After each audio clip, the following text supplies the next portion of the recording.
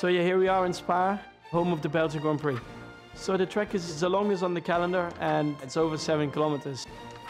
It's my favorite track just because the layout has not too much stop-start, so a lot of fast corners.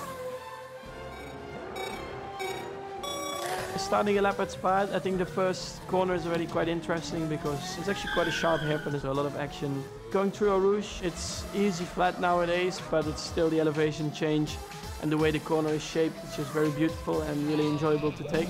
And then going into the section afterwards, if you miss, let's say, the first one, then you're also not well positioned for the second one and the third one. Sometimes with changing conditions, it can be wet on one side of the track and on the other side of the track it can be dry. So it's not easy to choose the tires then. And I think that always makes it a bit more interesting. Going deep into the hairpin, which is a bit off camera, so it's always trying to push you a bit outside, quite low grip.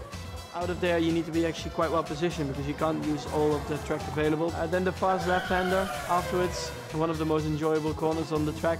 My memories of Spa started when I was still in go-karting. Once you make the jump to F1 and participate with a lot of fans around, it's something very special.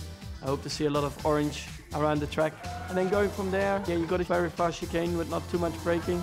You need to be very fluent through there, not too much sliding. Keep the tires alive as well through the lap. And then you arrive to the right-hander, which is again very crucial because it's a bit like turn one. You need a really good exit because you get a very long straight afterwards, even though there's a corner in it. I think for us it should be easy, flat out. Yeah, going up to that straight, going to Blanchimont, which has good memories for me, overtaking around the outside, which is always quite interesting, I would say. And then arriving to the last chicane, heavy braking. I think it's the biggest stop on the track really. So you need to hit the curb really well to be positioned well for the last left-hander and try to make a good exit, and that should give you a pretty decent lap around Spa.